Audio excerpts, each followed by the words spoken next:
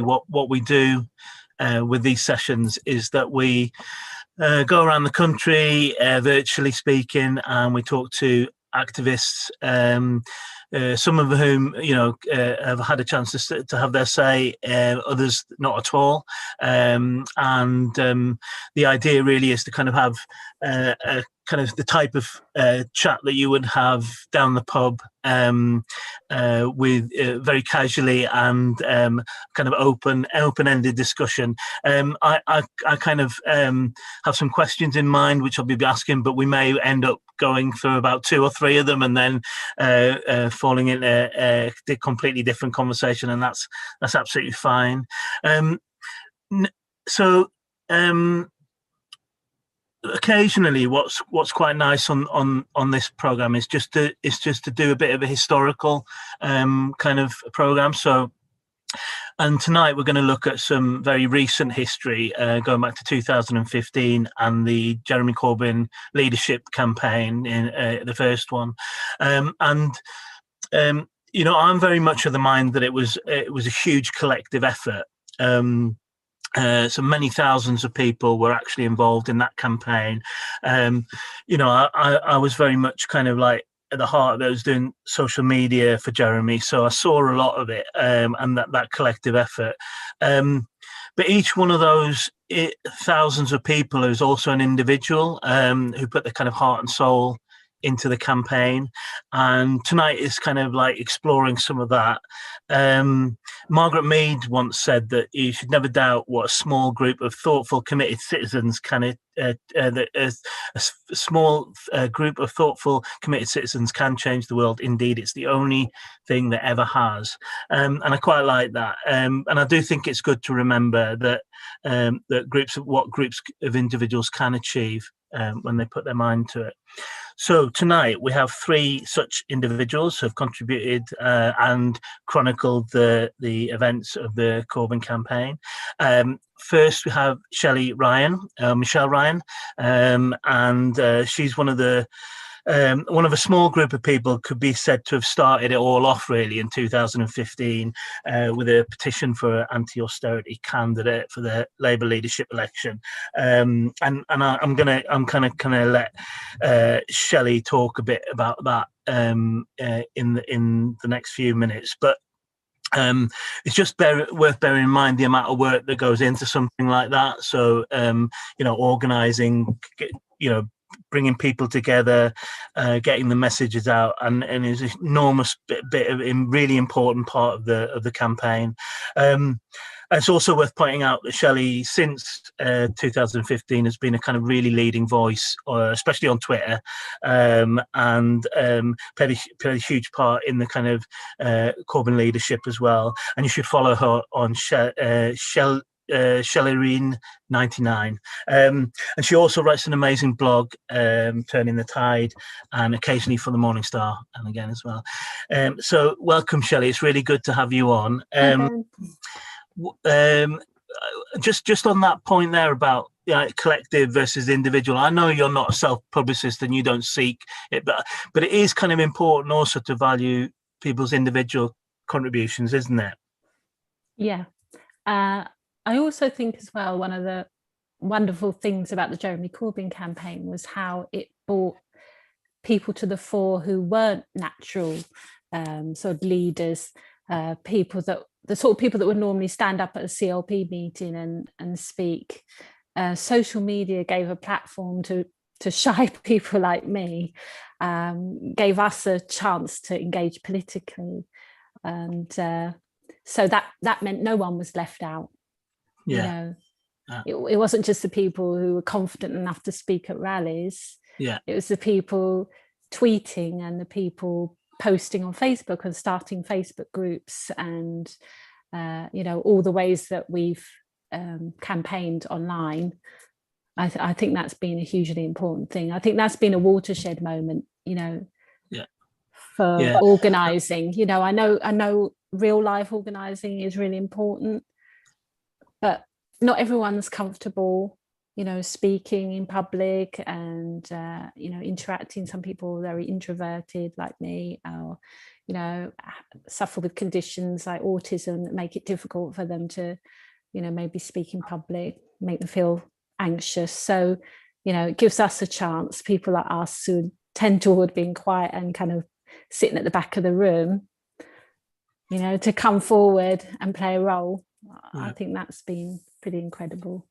I think that's a really important point, actually, about, and especially about 2015, that summer, about the people that sort of came forward. And a lot of people said, anecdotally, that, that they hadn't been involved before. And this was kind of like just this moment where they could have access to some kind of, political agency, I suppose you'd call it. But and it's an amazing thing.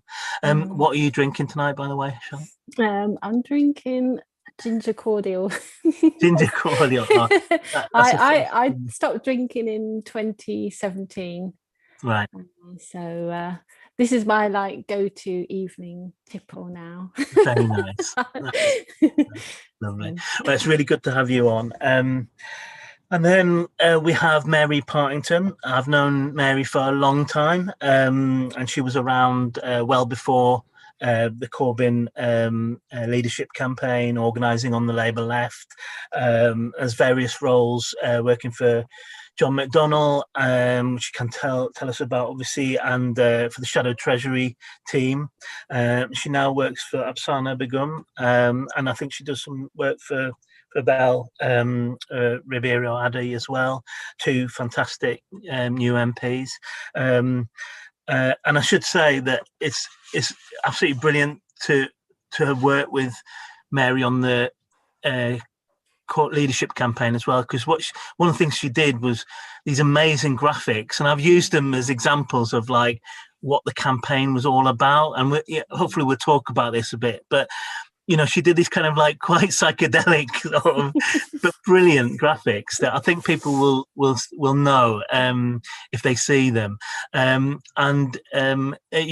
was just amazing, and you were kind of sending them in from all over the place, and it was just great, and you were really, really good comrade to work with during the campaign. And also, Mary is an absolutely awesome parliamentary process geek.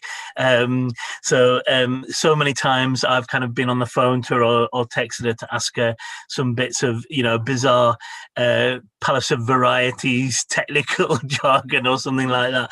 And she almost always knows the answer. So she's a real asset as well. Mary, what are you drinking tonight? I'm actually not got a drink right now, and also I don't drink either, so I'm really bad. Actually, it's amazing how many teetotalers there are on the left. I think it's quite a good sign, really, because I know that I waste a lot of my time drinking, and but I don't tweet drunk now anymore. But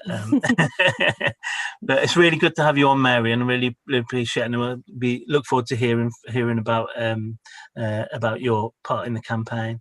And then lastly, we've got Alex Nuns, who has written, I think, the best account of the Corbyn campaign, certainly in my opinion, the candidate. Published, he's got it ready. I should have done that, really, couldn't I? Shame and embarrassment. But it's published by All Books, and if anyone hasn't read it, you really should. How many copies do you know? As a proper author, you should know how many copies you've sold, right? About 10,000, which given there's 330 whatever thousand voted for Jeremy Corbyn, I think is an absolute outrage.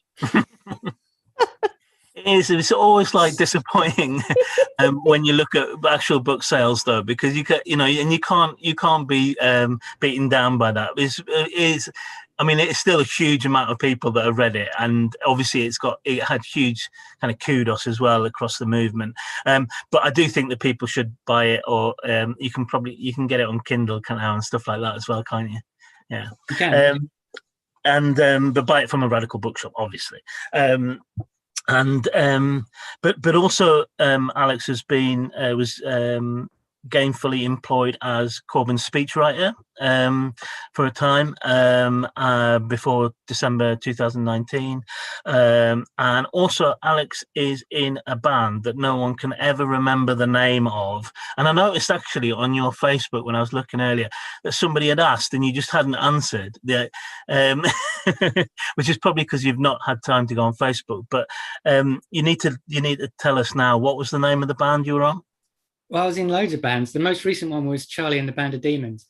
But then I haven't played live. Guys, I'm very sorry to break in. We've got technical issues have stopped the stream from working. I'm going to fix it now, but I'll come back and give you a thumbs up. All right. Okay. So we start again. So we had a situation under Kinnock where policy decisions were being made by the parliamentary Labour, the shadow parliamentary Labour Party. And throughout the Brown and Blair years, what we saw was Labour Party conference literally being a shop front, where Labour politicians would stand in front of Labour Party members and tell them what they were going to do on our behalf. And then what we had with Jeremy's leadership was a reintroduction of the democracy we should have had within our party. We saw policy discussions at CLP levels, root and branch members attending all sorts of meetings to make proposals for policy decisions and so on, and true voting conferences, which I was lucky enough to be delegate to on behalf of my CLP ever since Jeremy was selected, which was really good because I was able to put forward policies that we had agreed as a constituency party, and we got votes on them, and that sure enough became policy in the manifestos of 17 and 19. And I managed to stand as a parliamentary candidate in 17 and 19 as well. And I was so proud of those policies.